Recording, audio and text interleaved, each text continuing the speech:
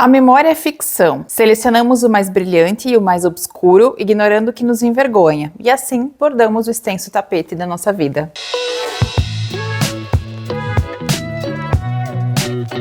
Oi pessoal, tudo bom? Sejam todos muito bem-vindos de volta ao canal. Tô aqui hoje para falar de um livro que eu li recentemente e gostei muito e ele merece uma resenha por aqui, que é O Retrato em Sépia da Isabel Allende. Essa foi a minha segunda incursão na escrita dessa autora tão aclamada e amada por tanta gente, e a cada livro ela vem me conquistando cada vez mais. Foi outra experiência maravilhosa de leitura, muito imersiva, e eu não podia deixar ela de fora aqui do canal e trazer uma resenha para vocês. Esse é o segundo livro da trilogia Casa dos Espíritos. O primeiro livro é o A Filha da Fortuna, depois vem Retrato em Sépia e por último A Casa dos Espíritos. A tradução desse volume é do Mário Pontes, e esse livro aqui ele é um relançamento recente da Isabel, né, feito pela Record, através do selo da Bertrand, e a protagonista aqui vai ser a Aurora Del Valle, que é neta de duas figuras que aparecem lá em Filha da Fortuna. A protagonista, que é a Aurora Del Valle, nesse livro ela estará nos contando a sua história através dessas memórias que ela reuniu e está escrevendo. Ela é neta de duas figuras muito importantes lá de Filha da Fortuna, que é a Elisa Summers e a Paulina Del Valle. E aqui ela se propõe a contar a história da sua vida, mas ela já nos diz que para entender, para que ela seja compreendida, é necessário que a gente conheça também o passado dela e a sua família, porque ela é a soma dessa família. O livro vai ser dividido em 3 partes que compreendem desde 1862 até 1910. E é claro que, a exemplo do primeiro livro, A Filha da Fortuna, esse aqui também vai costurar a vida dos personagens com fatos históricos. A Aurora retrocede no tempo, então, até 1862, nos fazendo reencontrar dois personagens que nós amamos lá de Filha da Fortuna, que é a Elisa Summers e o Tao Shin, que são casados e tiveram 2 filhos ali ao longo do tempo, um menino e uma menina chamada Lin. A Lin vai ser a mãe da Aurora, por isso que ela retrocedeu para esse aspecto. Então ela vai nos contar primeiramente como estava a vida da Elisa e do Tao, que nós conhecemos no livro anterior, que ao final do primeiro livro, eles se estabelecem na comunidade chinesa da Califórnia. Nós vamos descobrir que apesar deles estarem juntos há mais de 30 anos como um casal, eles ainda em público não podem viver como um casal porque eles são um casal miscigenado. Então eles não são aceitos nem pela comunidade chinesa como um casal e nem pelo lado de fora dessa comunidade. Eles sempre têm que ser muito cuidadosos com isso. E eles querem que os filhos deles tenham uma vida diferente e com mais oportunidade do que eles tiveram. E é por isso que quando a Lin nasce, ela é uma menina belíssima, eles desejam que ela se insira logo nessa sociedade californiana para que ela tenha uma vida mais fácil do que a que eles tiveram. Só que a beleza da Lin é o seu grande trunfo e também a sua maior tragédia, porque ela vai se apaixonar por alguém que não vai retribuir, digamos, esse amor da forma mais concreta, e desse relacionamento vai nascer a Aurora. A Aurora, então, ela é filha da Lin Summers com o Matias Del Valle, que é filho da Paulina, outro personagem que aparece lá no primeiro livro. E ali tem algumas questões que eu não vou contar tudo para vocês para não estragar a surpresa, mas no fim das contas a Aurora em determinado momento vai ser entregue para ser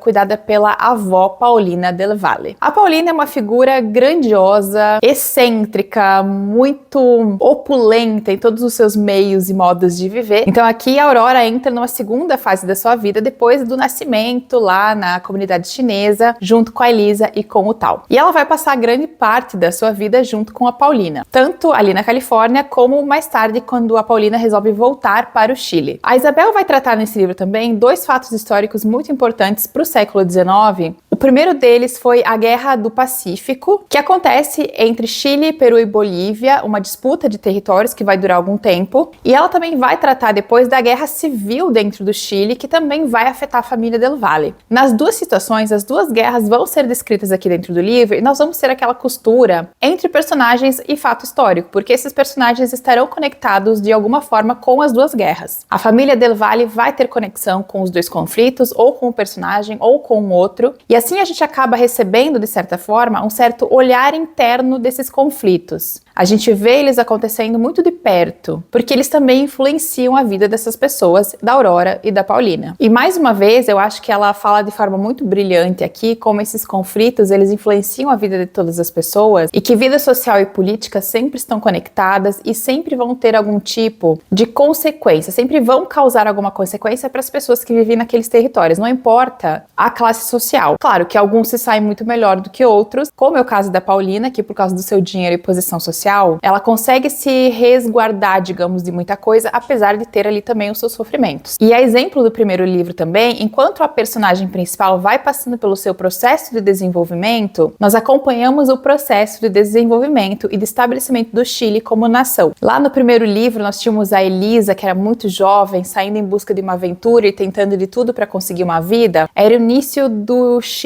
como uma nação, também dando os primeiros passos, tentando se estabelecer. Aqui a gente já entra numa fase do Chile em conflitos muito extensos, sanguinolentos, que vão levar grande parte da sua população. E é muito interessante como ela vai alinhando esse crescimento, desenvolvimento do país, junto com a narrativa das suas mulheres, das suas personagens. Eu acho só que quando eu estava lendo esse livro, que apesar de Aurora ser a protagonista que está nos contando de punho a história dela e da sua família, a grande figura dessa história é a Paulina Del Valle. A Paulina, ela é tão exuberante na sua presença dentro do livro que, sinceramente, em alguns momentos eu achei que o livro era muito mais sobre ela do que sobre a Aurora. A Aurora, como ela é só essa voz que está escrevendo, em alguns momentos eu esqueci dela. Mas a Paulina, é impossível você esquecer dessa figura quando você está lendo. Inclusive, se você já leu esse livro, comenta comigo se você sentiu a mesma coisa. Mas ela é tão fora da curva e ela tem uma presença tão imponente ao longo da narrativa que ela se sobressai a própria protagonista em vários momentos. A Aurora é quase tímida perto dessa avó. Mas a questão das mulheres em si nas narrativas da Isabel, as duas que eu li até agora, também foi uma questão que me saltou muito aos olhos, a maneira maravilhosa como ela descreve essas personagens. São mulheres que, a despeito das suas condições ou do lugar onde elas são inseridas, elas sempre tentam manobrar, manusear e estender as amarras que existem ao redor dela para que elas atinjam os seus objetivos. A Paulina Del Valle é talvez o exemplo mais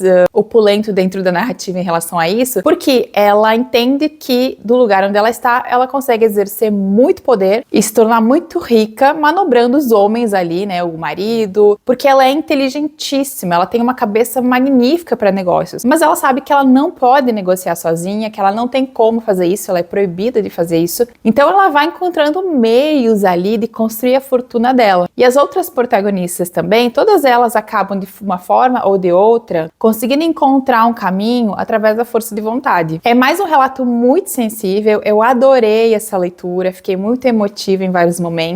Existe uma delicadeza na escrita da Isabel, mesmo quando ela está escrevendo sobre conflitos, que é uma coisa que eu não esperava quando eu comecei a leitura dos livros dela e que me tocou bastante, porque ela está ali no meio de uma cena de batalha sanguinolenta, as pessoas estão morrendo, mas existe uma sensibilidade no que ela está escrevendo que faz com que você consiga visualizar a cena, mas também o peso daquela cena, a dor que existe aí. E eu acho que isso é muito legal. Eu tô ansiosíssima agora para ler A Casa dos Espíritos, que todo mundo diz que é o melhor trabalho dela. Se eu já gostei desses dois primeiros livros, eu nem imagino o que eu vou achar do último, né, do terceiro, que na verdade foi o primeiro a ser escrito, mas ele, digamos, finaliza a trilogia. Então eu tô super animada. Eu sei que tem muito fã da Isabel aqui que tem me acompanhado e falado sobre ela. Inclusive, se vocês leram o Retrato em Sépia, comentem aqui pra mim o que vocês acharam desse livro. Eu espero poder ler A Casa dos Espíritos em breve e trazer aqui pra vocês também as minhas impressões, mas esse aqui gostei muito, adorei a maneira como a história da personagem se mescla com a história do Chile. E mais uma vez eu saí de um livro da Isabel fazendo outras pesquisas, pesquisando mais sobre o Chile de certa forma, sobre a história do país. E essa é uma das minhas coisas favoritas, quando um livro de ficção, ele extrapola essa parede e faz com que a gente se interesse para além do ficcional. E a Isabel é totalmente competente nesse sentido. Vou deixar link para esse livro aqui embaixo, tá? Inclusive do box onde tem a trilogia completa. Espero que vocês tenham gostado de saber um pouquinho mais sobre Retrato em Sépia. Eu tô muito feliz de ter conhecido a escrita dessa autora esse ano. Pretendo continuar lendo e bora que agora eu tenho que ler A Casa dos Espíritos também. Beijão